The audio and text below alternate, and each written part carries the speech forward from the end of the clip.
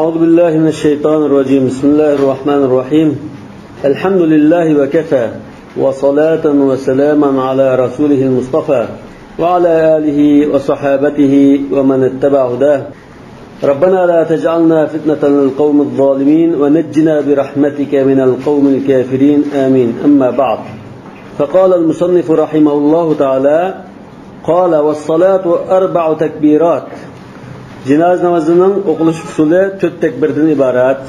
Liqavlihi sallallahu aleyhi ve sellem fi salatil idi erba'un ke erba'al cenaiz.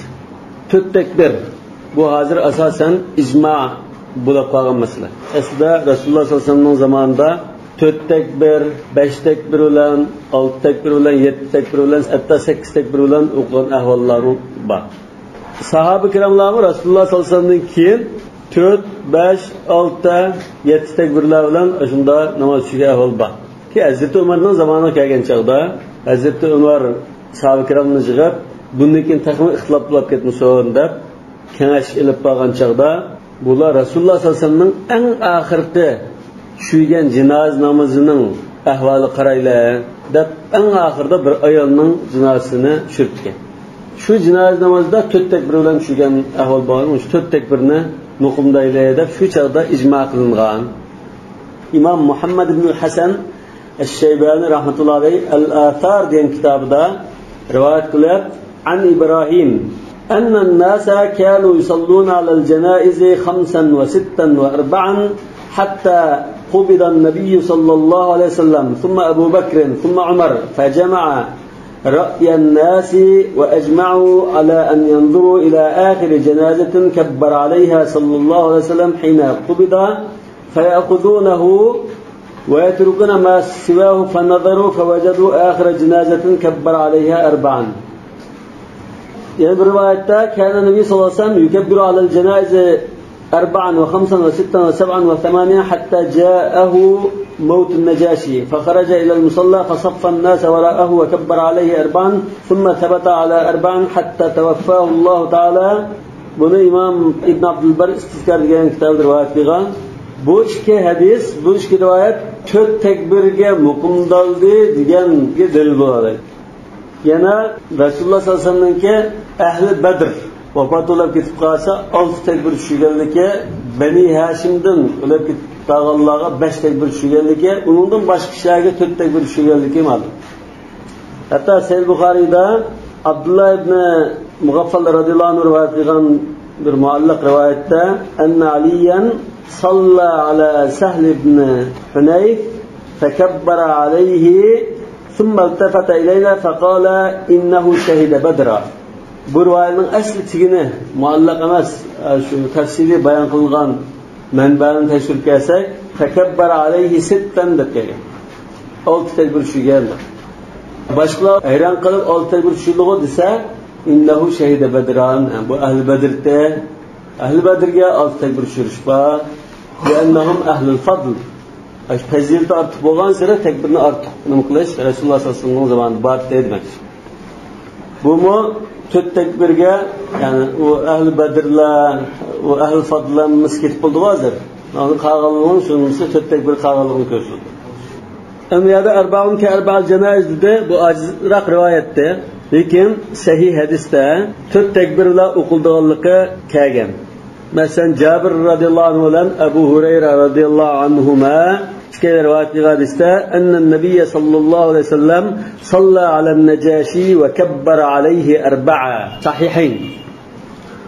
Ba'zi ulamolar Rasululloh shu Najashiga namoz tushgan chaqlar hayotining oxirgi vaqtlari edi. Undan keyin 4 dan ortiqlari shunga mansub bo'lib ketgan deb tahlil qilgan. Lekin bu tahlilning ojizlari Najashiga tushgan namoz oxirgi chaqlar tushgan namoz, lekin eng oxirgisi emas. Eng oxirgisi bo'lsa, o'sha nasih degan gap mumkin edi. Imom Ahmadning qarashida 4 dan kamayib o'tmaydi, lekin 7 dan oshib o'tmaydi. Shu orliqda tekbir tushisi bo'ldi deb qaraydi. Qala va yarfa'u yadayhi fil ula. Birinchi tekbir, ya'ni takbiratul iftitah bilan qo'lni ko'tardi ولا يرفع بعدها bundan keyingi 3 takbirda qo'lni ko'tarmaydi. Liqavlihi sallallohu alayhi vasallam la turfa'u al-aydi illa fi sab'ati mawatin wa lam yadhkurha. Yani shu 7 ning ichida ortiq 3 takbir yo'q demakchi. Yani jumhurning nazarida har bir takbirda qo'lni ko'tarish bor. Bu Ibn Umar radhiyallohu anhudan sahih sanad bilan rivoyat qilingan.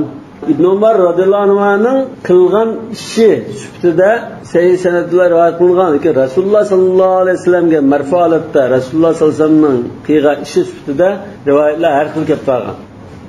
İmam Abu Hanifa rahmatullohi alayhimmo ojiz bir rivoyatda hamma takbirda qo'lni ko'tardi deb kelgan. Yani bu mazhabdagi mashayix balx ulamolari to'rtli takbirda qo'lni ko'tarmaymiz deb tanlagan. Birinchidan balki Ibn Umardan kelgan rivoyatga asosan, ikkinchidan Abu Hanifadan shunday bir rivoyat bo'lgan. Mashayix balximo Hanifi mazhabda o'z vaqtida bir madrasa shakllantirgan bir iqim, bir yo'nalish yoki bir ijtihod madrasasi. Mashayix balx bunun ayrim qarashlari bor. Mashayix Samarqand, Mashayix Buxoro har bir shaning ulamolarininki ayrim qarashlari bor. Qon yo'nalishi bor. Mashayix balx 4-5 asrlarda to'rtli takbirda qo'l ko'tarmaymiz deb tanlagan. Yani Hanifi mazhabga dalil bo'lgan yana bir masala odatdagi namozda, 5 vaqt namozda Ibn Mas'ud radhiyallohu anhudan rivoyat qildi. Kana yarfa'u fil ula thumma la ya'ud degandek rivoyat bo'lgan ekan. Buni shu odatdagi namozga o'xshatsa yoki shuni umum deb qarasa, keyingi takbirlarda qo'l ko'tarmaydi degan mazmun chiqadi. Yahmadulloh taala ba'dal ula. Birinchi takbirdan keyin, ya'ni quloq qoqqandan keyin Alloh taolaga hamd o'qiydi. Li'anna sunnatad du'a'i al-bidayatu bihamdillahi taala. Chunki bu duoning bir adab qoidasi. Alloh taolo hamd bilan boshlagan taqdirda duoning ijobat qilinishiga eng yaqin. وروى الحسن عن أبي حنيفة رحمهما الله أنه يستفتح. أن حسن رواية قلت دياندك الله biz bundan nimani bilmas? Ya. Yani bu mezhepte şu İmam Abu Hanife'nin şagirdleri qatarida kelib qolsa Hasan ibn Ziyad al-Lu'lu'i İmam Abu Hanife rahmetullah'ın şagirdi mas'ud qildi. Lekin boshqa hadis asarida al-Hasan deb mutlaq kelib qolsa Hasan Basri. Endi Raval Hasan an Abi Hanifa deganligin bu rivoyatin navodir ekan deymiz. Zahir rivoyatda istahqildi ya unda qildi hamd aytdi deb keldi. Ammo shu hamd aytish yoki sana aytishning nimasini belgilamadi. Manda tariqida sana aytdi, manda tariqida hamd aytdi demadi zahir rivoyatda. Rivoyatin navodirda istiftah duosini o'qiydi. Yani subhanakallohumma va bihamdik degan shu. Biz odatdagi namozda qilgan istiftah o'qiydi deb belgildi. Qala va yusalli ala nabiyhi sallallohu alayhi vasallam ba'da thaniya. Ikkinchi takbirdan keyin Rasululloh sallallohu alayhi vasallamga durud salom yo'llaydi. Mushundan biz hozir bilimizga Hanifi mazhabda Fatiha qiroat qilinmaydi, ya qiroat qilish sunnat ya vojib emas degan mazmun chiqadi. Hozir udul durudga o'tkirib ketdi. Uni Hanifi mazhabning qarashida odatdagi 5 vaqt namozga xos deb qarash kerak. Va undan boshqanda uni tushunishda 5 vaqt namozda ya rukni ya nimasi demay vojib deb qaradi. Ana shu as-salat al-ibrohimiyya biz tashahhudda at-tahiyyatdan keyin o'qiydigan as-salat al-ibrohimiyyani ko'rsatdi. Li'anna zikrahu sallallohu alayhi vasallam yali zikra rabbih. Çünkü Rasulullah sallallahu aleyhi ve sellem'nin nomi qachon Alloh tilga ilingan aman billa aytilgan bo'lg'achqa shu kalimat shahadatun ashhadu an la ilaha illalloh va anna muhammadar rasululloh deymiz. Qala ta'ala va rafa'na laka zikrak. Mush oyatning tafsirida qila la uzkaru illa va tuzkaru ma'i. Men tilga ilinib qolsamlam, yod etilsamlam, sanmu men bilan billa yad etilsan deyildi. Mushu oyatning tafsiri haqida shunda tafsir qilindi deydi. Lekin bu durud o'qishninki dalili bor. Ba'zi hadislarda Alloh taologa hamda aytmoqcha, Rasululloh sallallohu alayhi vasallamga durud aytmoqcha, duo qabul qilinmaydiganligi bayon qilingan. Masalan, Imom Nasai va Abu Dawud rivoyatda سمع رسول الله صلى الله عليه وسلم رجلا يدعو في صلاته لم يمجد الله ولم يصلي على النبي صلى الله عليه وسلم فقال رسول الله صلى الله عليه وسلم عجل هذا بألدرك قلده ثم دعاه فقال له إذا صلى أحدكم فليبدأ بتمجيد ربه والثناء عليه ثم يصلي على النبي ثم يدعو بعد بما شاء. Undaki aldirmay o'zi xohlagan tilaklarni tilvasin dedi. Buningdan ham shu jinozamizda Alloh taolo hamda aytish va durud aytishningki bir qoida ekanligi ma'lum bo'ldi. Qala va yad'u li nafsihi va lil mayyit va lil mu'minina ba'da thalitha. 3-chi takbirdan keyin o'ziga, mayitga va mu'minlarga duo qiladi. Li'anna al-maqsuda minha ad-du'a. Chunki shu salatul janozaning maqsad duo, istig'for. Oldindan bunga bir muqaddimasini qilyapti, hamda sana aytish va durud o'qish bilan kirish qildimi? Ondan haqiqiy maqsad ustida to'xtaldi. Wa qad qaddama zikrallohi va zikra rasulihi fayati bil maqsudi fa huwa aqrabu lil ijaba. Albatta bu takbir la o'ttirdiki o'qigan duolarda ovozni ko'tarmaydi. Ishida duo qildi. Nima uchun? لأنه ذكر ودعاء والأصل فيه المخافة dedi. Ana shu duo qilgan vaqtimizda mumkin qadar hadislarda, asarlarda kelgan duoni qilamiz. Uni qilmagan taqdirda ixtiyoriy halol duo qilsak bo'ldi. Qala va yusallimu ba'da ar-rabi'a. 4-chi takbirdan keyin salom berdi. لأنه لم يبقى عليه شيء فيسلم عن يمينه وعن شماله كما في الصلاة. Chunki mayitga va mu'minlarga duo qilib bo'lgandan keyin maqsad ado bo'ldi. Undan keyin o'ng va so'l tarafiga ikki salom berib o'tdi. Kama fi solah bu dalil nimadan iborat? Kama fi solah. Dalil hozir qiyos. Hozir as-salovatul xamsga qiyos qiladi. As-salovatul xamsda va tahliluha at-taslimda salom berib chiqibdi namozdan.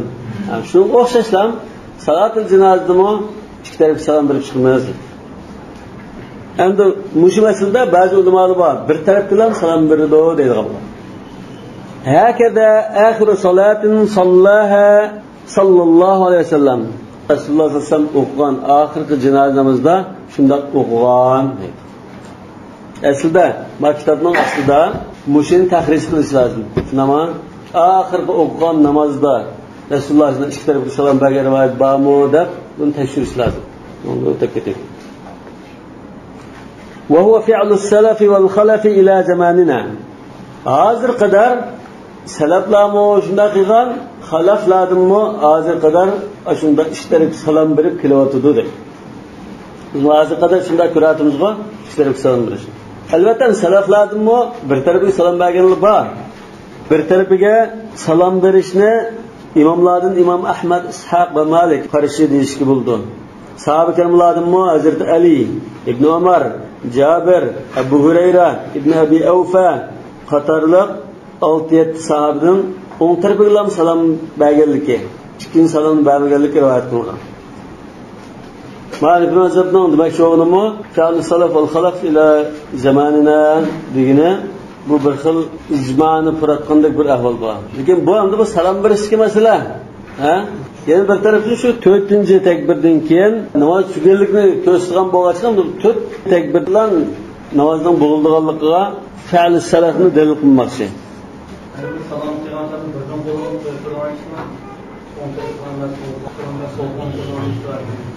Yo'q, u odatdagi namozlarda shunda sahoba kiramlar assalomu alaykum rahmatulloh, assalomu alaykum rahmatulloh degan chog'da alama tushiruna bi aydikum ka aznab khaylin shummus deb Rasululloh tanqid qilgan. Qur'onning bunda plan tujrislar atning buyrug'idagda. Askinu fi salah degan. Endi mushada va yusallimu ba'da ar-rabi'a 4-chi takbirdan keyin salom beradi deysizmi? Buningda zahir rivoyatda 4-chi takbirdan keyin duo qilish yo'q. Allohu akbar deb lam assalomu alaykum rahmatulloh deymiz demakchi.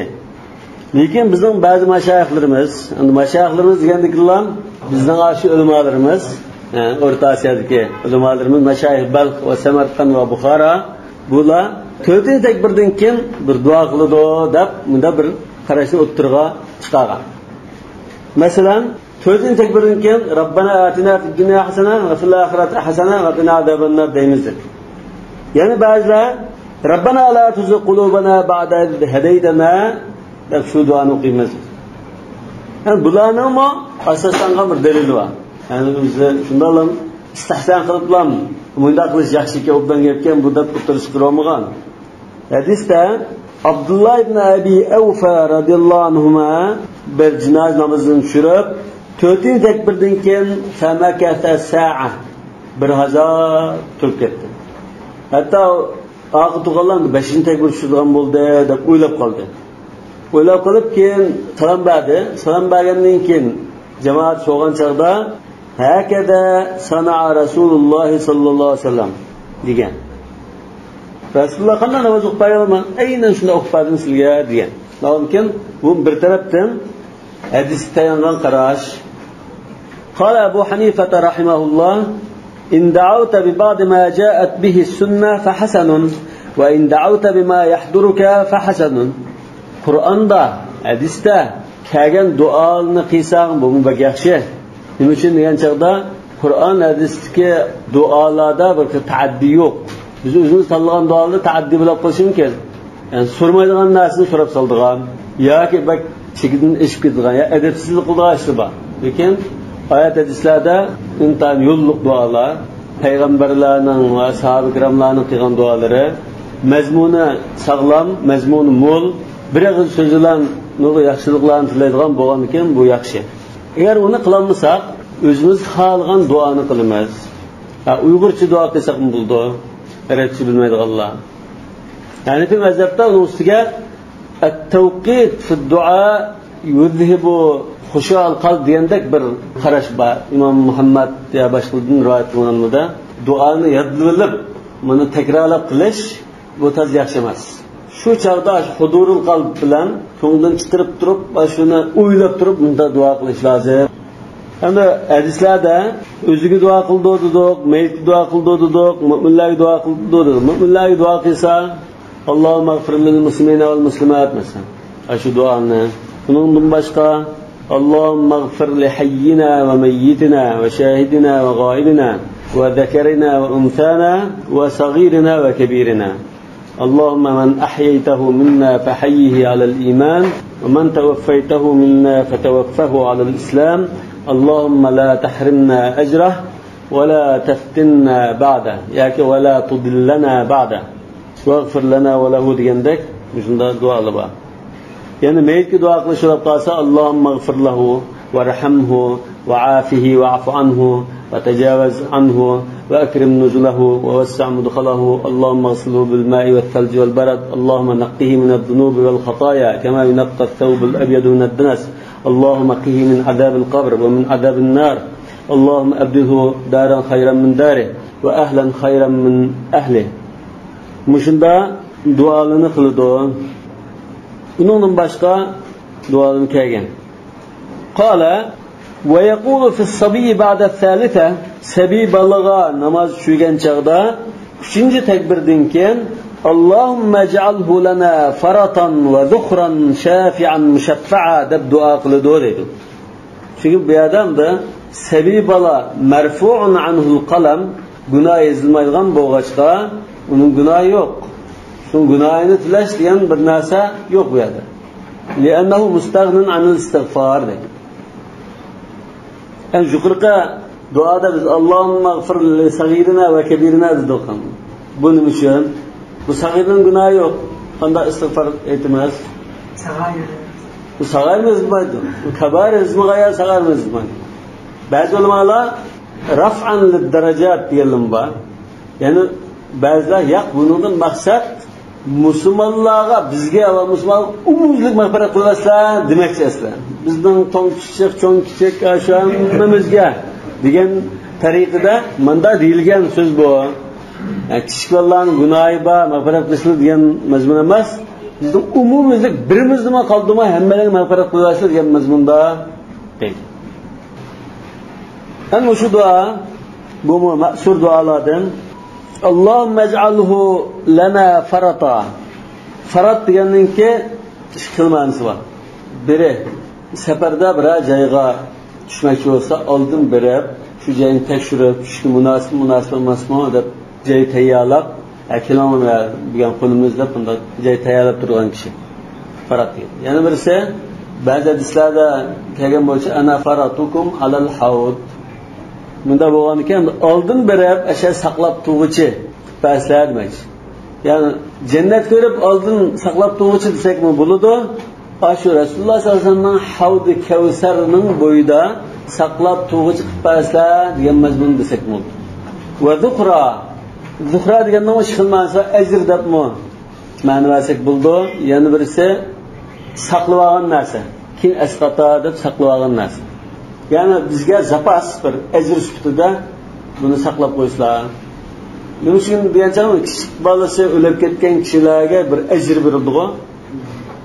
Kichik bolalarning firoqi, ayrilishimizga sabr qilganlikdan Allohning hukmi sabr qilgan, bunga ajr beriladigan bo'lg'achqa, masalan ba'zi rivoyatda farzandining ikkisini oldin yo'l solgan kishilarga jannatda va'da qilingan.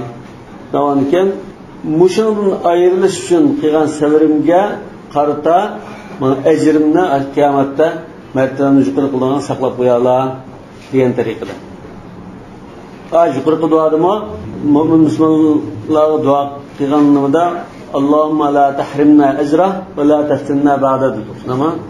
Chunki bizning urug' tuqqan bo'lmasa-mu, mo'min qarindishimiz vafot bo'lib ketib qolsa, biz unga ayrilganligimiz jihatdan Allohning sabr qilganlik jihatdan bizga ajr bo'ladi. Shafi'a, shafaat qiluvchi, bizni tilvoguchi. Ana shu kichik bolalar ota-onalarini tilib olgan bo'ldi. Aslida qarilar shunda shafaat qila oladi. Mushaffa'a, maqbul shafaat demak. Shafaat qiluvchi va shafaat qabul qilinganlardan fasla. Sahih Buxoriyda Hasan Basri shunday debdi: "Yaqra'u 'ala at-tifli bi Fatihatil kitab va yaqulu Allohumma ij'alhu lana faratan wa salafan wa zukhra." Qala: "Wa la yusalli 'ala ghaibin." Shu jamoatning oldida yo'q, meyitga namoz tushmaydi. لأنه إمام أو مأموم لأنه يعني لأن الميت الغائب إمام أو مأموم. Bu hozir bir xil manda bir qiyos shabah qilyapti. Qiyos shabah degan ozgina shunda bir tarafdan bir o'xshab qoldigan. Amaliyotda mana shariat o'lchimidagi dalil bo'lgan qiyos tushmaydigan narsa. Bir tarafdan sira o'xshab qoldigan. Buni unda tasavvur qilib bular. Bir xil o'xshab qolgan bilmasam. Bu meyit namozini tushirish uchun g'usl qildirib turishmi? Xuddi bu hozir namoz qatnashgan bir kishiga o'xshash. Namoz uchun tahorat bo'lish lozim. Ham tahorat olganiga bu imomning oldida turdi. Turganki xuddi bu imomga o'xshash. Imom bilan jamoatlar buningga iqtidor qilgan kishiga o'xshash. Oldin turganlikni imomga o'xshatdi bular. Yoki imom bilan jamoatni, imomni imom desak, ma'u jamoat qatoridan biraylan deb qarasa, ma'mum bo'ldi. Undan keyin la yaqlu min al-amrayn deymiz. Ya imom deymiz, ya buni ma'mum deymiz. Amaliyotda u imom emas, ma'mum emas. Shunama, bu bir beyt. Namoz o'qitgan jamoatdan emas bular. Ammo shunda bir tasavvur qilib qo'yib, meyitni ajra majral imom demoqchi. Chunki tahorat bo'lmasa namoz tushirmaydi, namoz o'qilmaydi uni. İmamның taharati bo'lmasa, bu jinoyatning namoz bo'lmaydi. Meyitning taharati bo'lmasa, bu jinoyat namoz bo'lmaydi. Undan keyin bu imomning o'rnida degandek. Endi imom yo'qlab qolsa, imom boshqa bo'lib qolsa, bizning jamoat namoz bo'lamdi, bo'lmaydi. Undan keyin bu meyit bo'lmasa, xuddi imom yo'qdek bir ish bo'ldi. Va kilahuma la yajuz ma'al g'ayba. İmam emas bu da turası ma'mum emas. Ma'mum bo'lmasa bu yerda iqtidor qilishga narsa bo'lmaydi. Jamoat namozga narsa bo'lmaydi demak.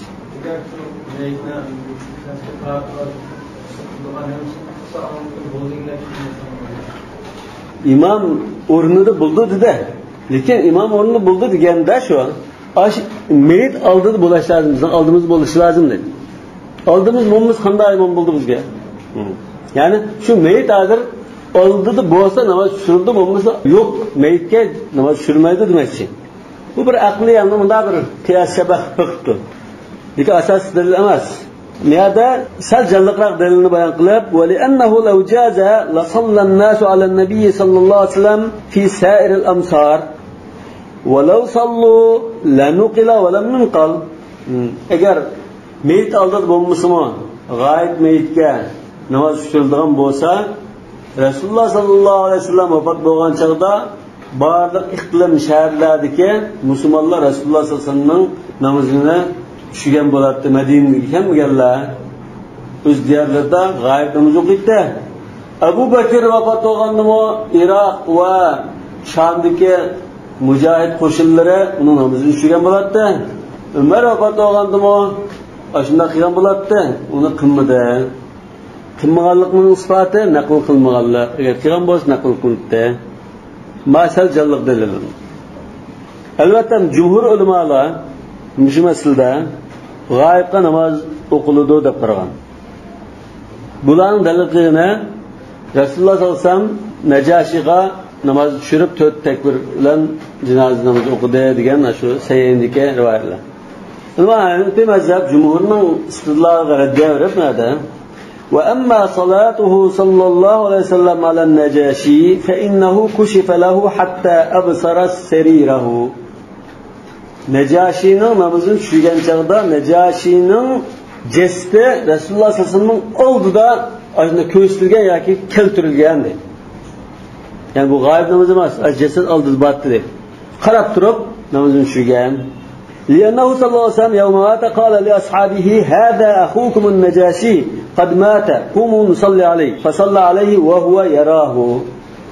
هذا أخوكم النجاشي ما ودق işaret bilan ko'rsatdi, ya'ni oldi turgan holatda o'sha namozini tushirdi, namozini tushirdi. Ya'ni qarab turib namozini tushirgan. Va sallat sahabatu bi salatihi. Sahoba kiramlar Rasululloh aytib namozini tushirgan. Ana bu mazhabning demoqchi o'g'ini bu bir mo'jiza. Rasululloh sollallohu alayhi vasallamga ato qilingan bir mo'jiza. Jinoza Rasululloh sollallohu alayhi vasallamning oldiga keltirilgan. Çünkü İbn Hibban rivayetinde maktabda muassada akab koydu. An İmran ibn Husayn radıyallahu anhu kâle enbe'ena Resulullah sallallahu aleyhi ve sellem enne ahâkumun necaşi tuffiye fekûmû fesallu aleyhi fekâme Resulullah sallallahu aleyhi ve sellem وصفوا خلفه وكبر أربعا وهم لا يظنون إلا أن جنازته بين يديه. Şu namazın şügen sahabeler şunun etiqadida cenazemiz Resulullah'ın aldığı ba deb anda o'ylagan. İsnaduhu sahih. Yana Abu Awana sahihda rivoyat qilishcha mush vaqalikni rivoyat qilib fasallayna khalfahu va nahnu la nara illa anna al-janazata qaddamana. Biz cenazemiz oldimizda deb o'ylab turib anda namozini tushirdik degan. Bu vaqalik Najoshining vaqaligida emas, yana bir sahobaning vaqaligida bo'lgan degan mazhab ulamolar. Ya'ni bunda o'ttirdagi orliq qisqartirib yaqin kelib turilgandek yoki to'saqlarnisi ishitilib ko'z ko'rinib turgandek unda bir ahvol bo'lgan. Masalan Tabarani va Bayhaqi va undan boshqalar rivoyat qilishcha عن أنس بن مالك قال نزل جبريل على النبي صلى الله عليه وسلم فقال يا محمد معاوية ابن المزني أتحب أن تصلي عليه؟ قال نعم. فضرب بجناحيه فلم يرقى أكمة ولا شجرة إلا تضعضعت فرفع سريره حتى نظر إليه فصلى عليه وخلفه صفان من الملائكة كل صف 70,000 ملك. فقال يا جبريل بما نال معاوية هذه المنزلة؟ قال بحب قل هو الله أحد وقراءته إياها جائيا وذاهبا وقائما وقاعدا وعلى كل حال. وفي رواية قال جبريل فهل لك أن تصلي فأقبض لك الأرض؟ قال نعم فصلى عليه. Bunu Hafız ibn Hajar El-İsabe deyin kitabında mürayet ediyor. Bunun kendi bir mazhabının tushunishida Najoshining jasadi Rasululloh sollallohu alayhi vasallamning oldiga keltirilgan, qo'yib berilgan. bu bir mo'jiza. Rasululloh va sahoba ikromlar shu jasad oldimizda bor deb va shuni qarab, ba'zi ko'rganda, ba'zi ko'rmagan holatda o'qigan. Chunki uningdan boshqa ahvollarda salatul g'oyib o'qigan bir ahvol yo'q. Ba'zi ulamolar Najoshining diyorida namozini tushirdiganlar bo'lmag'achqa, Najoshiga xos bunda bir alayda iltifot bo'lgan deyilim bor. Inna akhakum tufiya bi ghayri ardikum degan rivoyat bo'lg'achqa, siz yo'q yerda, musulmon qarindoshlar yo'q yerda vafot bo'lib ketdi degan bo'lg'achqa, u yer namoz tushirdiganlar bo'lmagan ekan, bu vacib kifoya o'rindalmay qoldi. Shunga Rasululloh sollallohu alayhi vasallam sahoba ikrom bilan namozini tushirgan.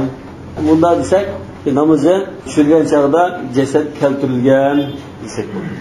Ya keltirilmagan desakmi, agar shu joyda shuni namoz tushirilmaganlar bo'lib qolsa, yolg'izdan o'lib ketgan, namozga tushirmagan, shu chog'da salatul g'oyib o'qisi bo'ldi degan gapmi chiqadi. Jasadni topolmagan.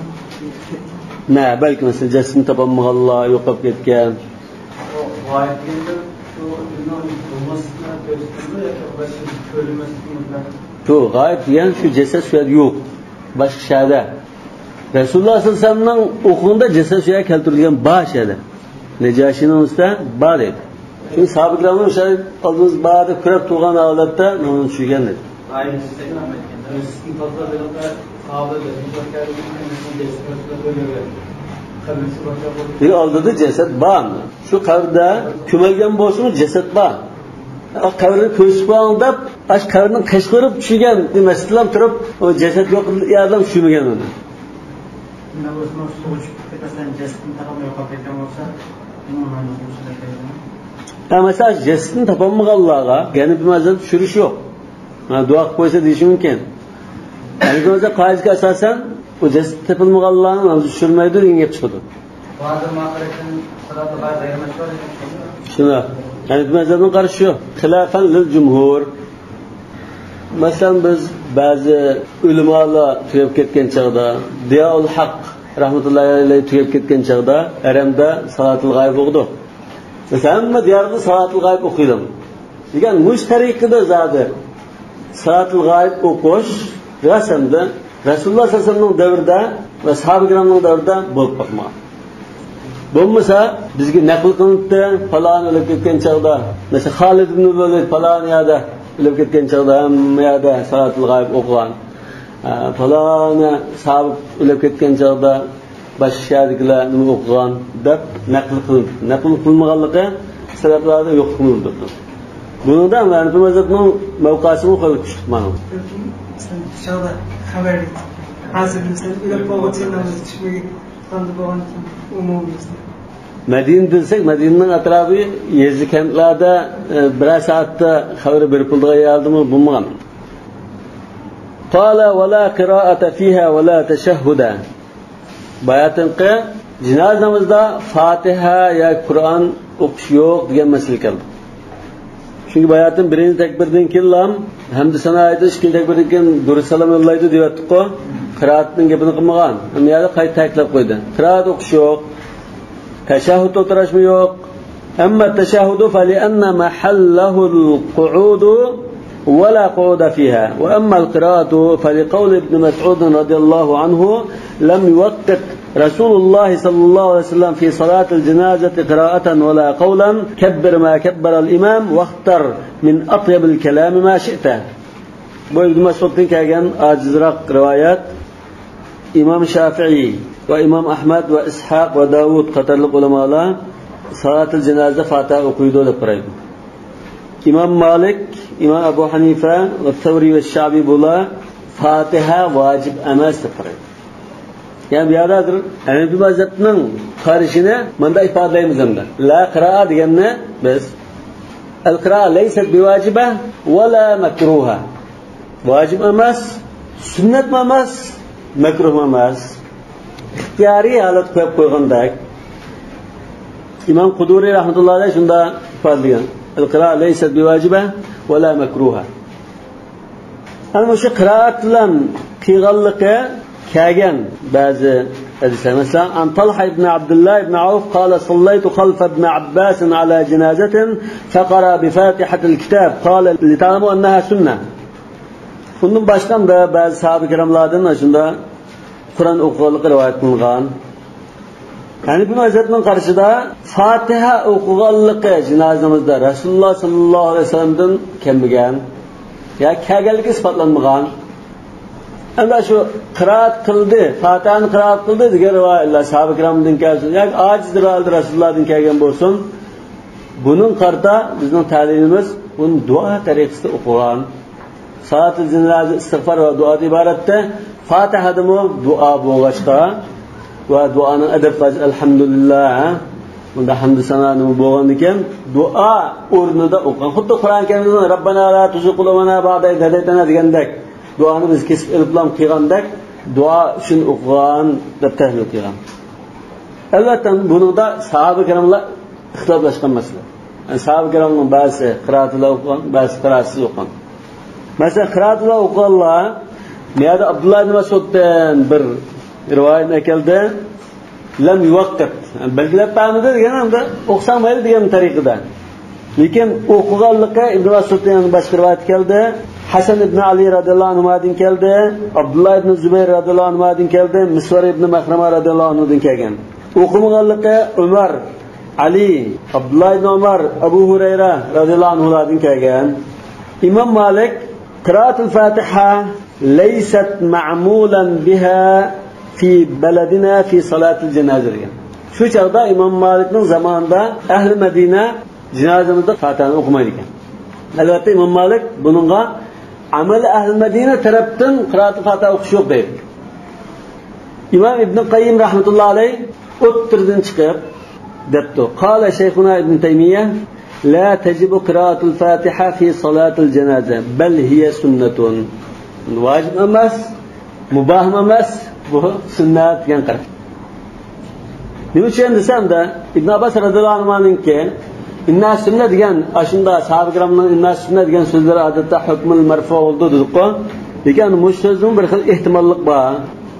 Ya'ni Fatihani o'qishning o'zini sunnat demakchimi? Yoki namozning o'zini sunnat demakchimi? Bir xil ehtimollik bor dedi.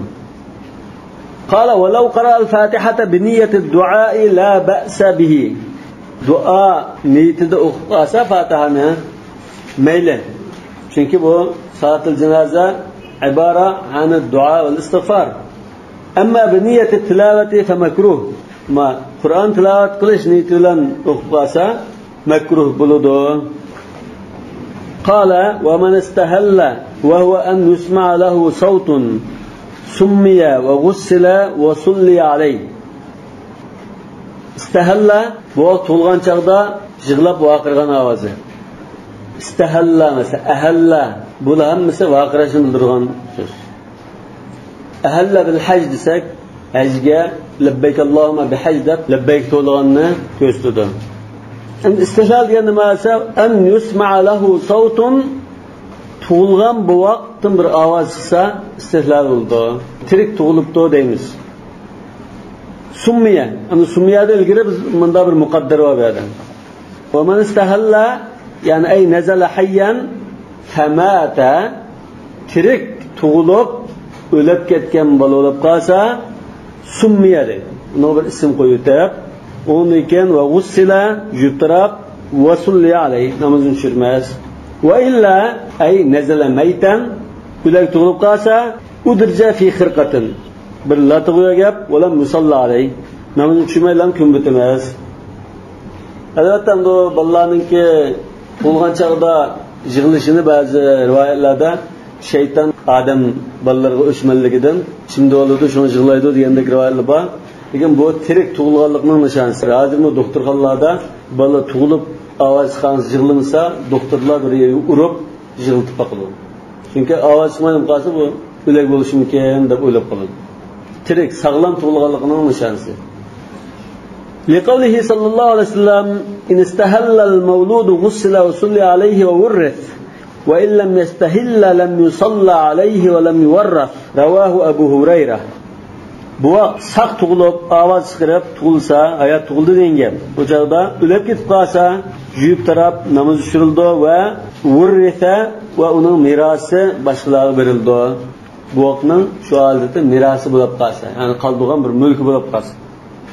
Va illam yastahilla ovoz qolmasa, bu o'lik tug'ilsa, namoz tushirmaydi va merosimi qoldirilmaydi. Yani bu hadislar ma kitobning ostida asl ojiz rivoyatlar debdi buni. Aslida buni tekshirib kelsak, sanadi hasan darajalik rivoyatlar.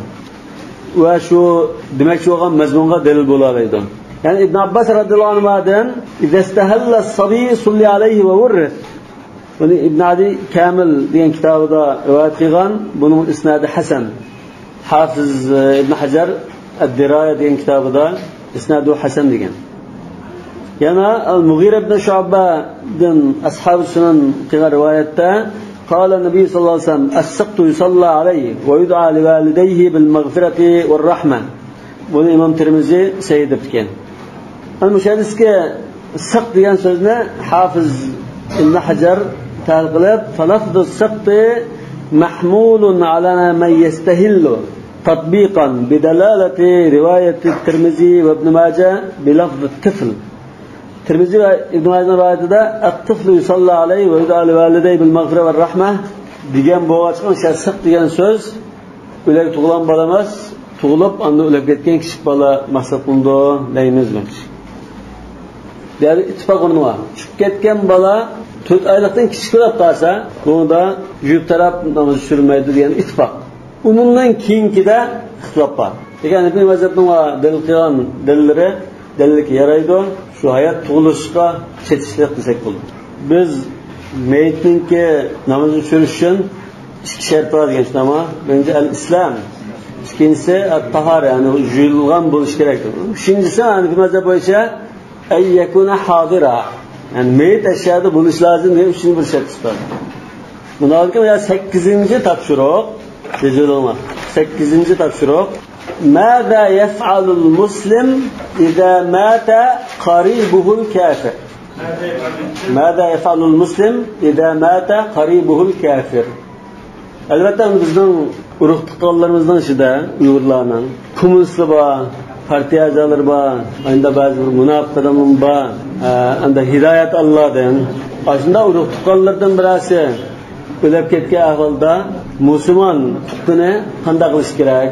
Juyib taraf kepallab namozini tushirib qo'yamdi yoki ko'mib bilan qo'ysa bo'lamdi? Juyib tarash kerak emasmi? Yo kepallamsin bo'lamdi? Qabriston oldiga chiqib duo qilib qilish kerakmi? Mushuni bahs qilish lozim. Bu biz jiqtish qilgan masala.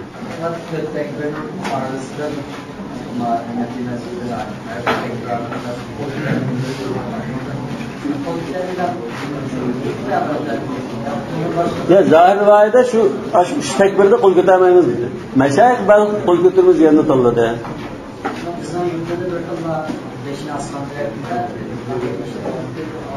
Bunun hiç asası bulmaz. Bizim köygerimde ona da kılığa aşağı şey dedikimiz ama kitapında uçardılar. Çünkü kolu kötügen çağda kol kötürüp kalsa kol kötürüp ağırlıkta yana kol bağlap durdu. Kolunu taşlap durmaydı. Yani bir mesela meyitni imamın aldığı koygan vaktimizde meyitnin 5 kaç tarafta oldu.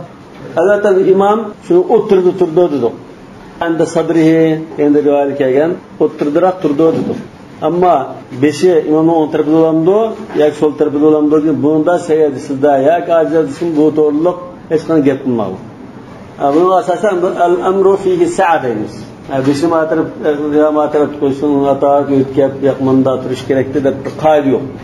Masalan maydonda o'ng tarafini bosib yotqizdik deb qolsa bu chaqdamda 5i imomning o'ng tarafida bo'lsa qiblaga, ya'ni qiblaga yuzlantirish kerak, qabrisi yotqizgandek, yo uxlayotgan chaqda yotgandek o'ng tarafini biz yotqizishimiz kerak deb qolsa, balki qibla tarafga yuzlanish uchun imomning o'ng tarafida 5i bo'lishi kerak. Bu misollar o'xshash. Unda ma'ani mazhabida unda to'xtalmoqda.